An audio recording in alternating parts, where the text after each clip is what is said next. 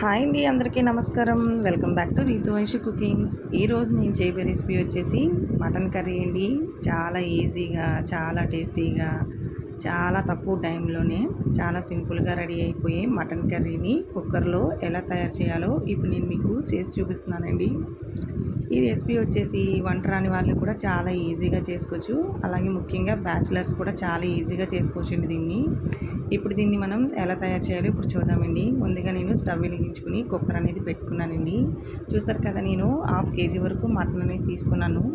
Mutton మనకి ఇలా ఎర్రగా ఉంటే మనకి చాలా బాగుంటుందండి. లేతగా ఉన్నదని అర్థం.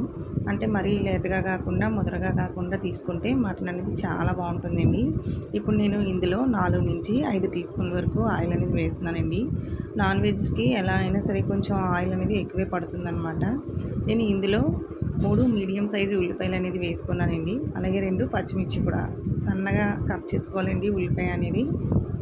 ఉల్లిపాయ మనకి వేగే లోపల మనం మంచిగా మసాలా అనేది రెడీ చేసి పెట్టుకుందామండి. ఉల్లిపాయ అనేది మనం ఈ లోపల సిమ్లో పెట్టుకుంటూ మనం మసాలా అనేది రెడీ చేసుకుందామండి. మనకు టైం కూడా సేవ్ అవుతుందన్నమాట. ఇప్పుడు నేను చిన్న మిక్సీ జార్ అనేది తీసుకున్నాను. ఇందులో నేను 1 టీ స్పూన్ వరకు జీలకర్ర, అలాగే ఒక 5 నుంచి 6 లవంగాలు, 1 ఇంచు దాల్చిన చెక్క, 2 ఇలాచి, అలాగే ఒక 1/2 టీ స్పూన్ వరకు మిరియాలు కూడా వేసుకున్నాను. అలాగే ఇందులో నేను 2 టీ స్పూన్ల వరకు గసగసాలు వేసుకున్నానండి. గసగసాలు వేసుకోవడం వల్ల మంచి టేస్ట్ వస్తుందండి, రిచ్గా కూడా ఉంటుందన్నమాట. అలాగే నేను ఇందులో అల్లం వెల్లుల్లి కూడా వేసుకున్నానండి. అల్లం వచ్చేసి 1 ఇంచు వరకు, అలాగే వెల్లుల్లి వచ్చేసి ఒక 10 నుంచి 12. ఇవంతా కూడా మనం వాటర్ వేసుకుని మెత్తగా పేస్ట్లా చేసుకోవాలండి. చూసారు కదా, ఈ లోపల మనకి అది మిక్సీ పట్టేసుకునే లోపల మనకి ఉల్లిపాయ అనేది బాగా వేగిపోయింది కదండి. ఇప్పుడు మనం శుభ్రంగా కడిగి పెట్టుకున్న మటన్ అంతా కూడా ఇందులో వేసేసుకోవాలండి. అలాగే మిక్సీ పెట్టుకున్న మసాలా అంతా కూడా వేసేసుకోవాలండి. చూసారు కదా, నేను వీడియోలో చూపిస్తున్నట్టుగా అంత మెత్తగా ఆడుకుంటే మనకి టేస్ట్ అనేది చాలా బాగుంటుందండి. కొంచెం వాటర్ అనేది ఆ మిక్సీ జార్లో ఉన్న మసాలా ఉండిపోయింది కదండి, అది కూడా వేసేసుకొని మనం ఇలా చేసుకోవడం వల్ల చాలా బాగుంటుంది. వాటర్ వేసుకుని మనం ఒక్క 10 నిమిషాలు మీడియం ఫ్లేమ్ నుంచి సిమ్లో పెట్టుకుంటూ మటన్ అనేది వాటర్ ఊరేంత వరకు ఉడికించుకుంటే చాలా బాగుంటుందండి. ఒకసారి మొత్తం అంతా మసాలా అంతా బాగా కలిసేలాగా మటన్కి బాగా కలుపుకుందామండి. వీడియోలో చూపిస్తున్నాను కదండి, అదే విధంగా కలుపుకోవాలి. విధంగా మటన్ అనేది బాగా మగ్గించుకుంటే చాలా బాగుంటుందండి. ఇందులోకి మనకి మటన్కి నీరు అనేది ఊరి చాలా అద్భుతంగా ఉంటుందండి, చాలా టేస్ట్గా ఉంటుంది. దీన్ని మనం ఒక 5 నుంచి 10 నిమిషాల వరకు ఇలా మీడియం ఫ్లేమ్లో పెట్టి ఉడికించుకుంటే చాలా టేస్ట్గా ఉంటుంది కదండి, చాలా బాగుంటుందన్నమాట. మనకి చూసారు కదా, మనం ఎక్కడ వాటర్ కూడా వేయలేదండి. జస్ట్ ఒక 2-3 టీ స్పూన్ల వరకు వాటర్ వేసి మసాలా కడిగి నీళ్ళు మాత్రమే వేసాం కదండి.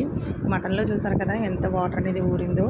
ఇందులో నేను రుచికి సరిపడగా 1 టీ స్పూన్ల వరకు ఉప్పు, అలాగే 2 నుంచి 2.5 టీ స్పూన్ల వరకు కారం అండి. నేనైతే 2 టీ స్పూన్ల కారం అనేది వేసుకున్నాను. కారం అనేది మీకు తగ్గట్టుగా వేసుకోండి. కొంచెం స్పైసీగా ఉంటేనే చాలా బాగుంటుందండి మటన్ కర్రీ అనేది. ఇదంతా కూడా మనకి 2 నుంచి 3 నిమిషాల వరకు బాగా మగ్గించుకుంటే సరిపోతుందండి. చూసారు కదా, నేను వీడియోలో చూపిస్తున్నట్టుగా ఇలా మొత్తం మనం మటన్ కర్రీ అంతా కూడా ఉడికించేసుకోవాలండి. ఇప్పుడు నేను సరిపడగా వాటర్ అనేది 1 గ్లాస్ వాటర్ అనేది వేసుకుంటున్నాను, అంతేనండి. ఎక్కువ వాటర్ వేసుకుంటే మనకి బాగా పలచగా అయిపోతుందన్నమాట. చూసారు కదా ఎంత బాగా ఉడుకుతుందో కూర అనేది. ఇలాగ ఆయిల్లో ఇలా ఉడికేటప్పుడు వేసుకుంటే కర్రీ కూడా కలర్ చేంజ్ అయ్యి మనకి మంచి కలర్, అలాగే మంచి థిక్నెస్ గ్రేవీ కూడా వస్తుందన్నమాట. చూసారు కదండి, ఇందులో మనకి కొవ్వు ఎక్కువ అనేది ఉంటుందండి మటన్లో మనకి. అలాగే మటన్లో ఎక్కువ ప్రోటీన్ కూడా ఉంటుందండి. అలాగే ఐరన్ మరియు విటమిన్ B12 ఉండడం వల్ల రక్త కణాల తయారీలో ముఖ్య పాత్ర పోషిస్తుందండి. ఈ కర్రీని మనం చేసుకుని పక్కన పెట్టుకుని రైస్లో కానీ, చపాతీసు, రోటీసు, అలాగే మనకి రాగి సంగటి, జొన్న రొట్టెల్లోకి, దేనిలోకైనా చాలా బాగుంటుందండి. అలాగే దీన్ని మనం వాటర్ వేసేసుకుని సరిపడగా కుక్కర్ మూత అనేది పెట్టేసుకోవాలండి.